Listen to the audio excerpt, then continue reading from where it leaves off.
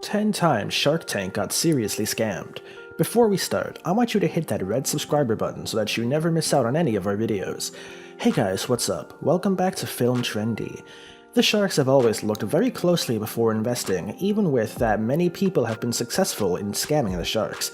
And with that, the sharks have probably dodged some scam bullets quite more often than people imagine. Regardless, here's a list of 7 times the shark encountered some con artists on their show. Number 1. Ionic Ear. Fashions come and go, and seriously, electronic trends come and go in just the same way. Wearing Bluetooth earphones could be a huge thing when this episode got screened on the show, even though now, after many years, probably due to the introduction of AirPods and Galaxy Gear, the market for Bluetooth earphones still strives.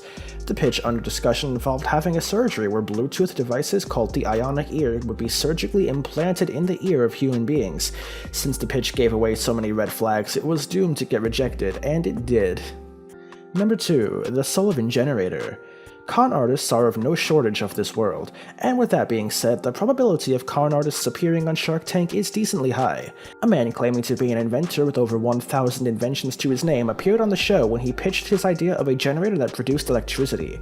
The man claimed that this particular generator would be able to generate electricity through harnessing the spin of the Earth, and to more surprise, the man claimed that the waste this machine would be producing would be in the form of magnesium and gold. Anybody with basic knowledge of science would be able to tell how big of a scam this pitch actually is, and not surprisingly, this pitch got rejected by all of the sharks. Number 3. Track days.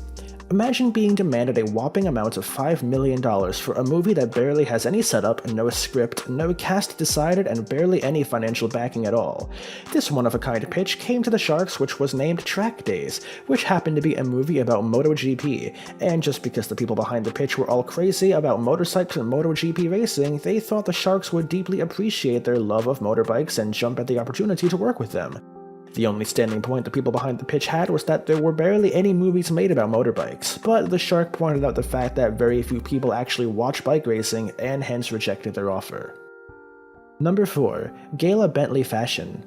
With a very noble and clever idea of creating a fashionable clothing line for women of sizes above 12, a woman named Gayla Bentley came to the show asking for investments. For a huge 50% stake in her company, Barbara and Damon promised to invest in what Gayla had brought to them. But what came after the show was very surprising, as despite the fact that the terms of the agreement were decided on off-camera after the show had been screened, the sharks never heard back from her again. And with that, the company also shut down within a period of about a month or two. Number 5. No-Fly Cone.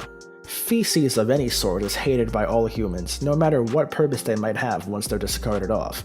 A man who owned a golden retriever pitched the idea of building a trap for flies that would use poop to lure them in. The plan was to use dog poop and then kill them in the cone, but that meant that there would also be feces lying on the floor at all times, and as the shark suggested, nobody wants that in their homes. The list surely goes on of con artists who were successful in convincing the production team of Shark Tank's show into allowing them some airtime.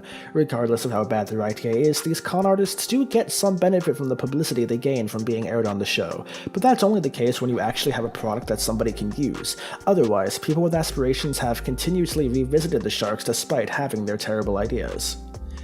Number 6. Revestor. Though this online platform still exists despite the sharks shutting them down, the man did face a lot of issues while he faced the sharks at the show.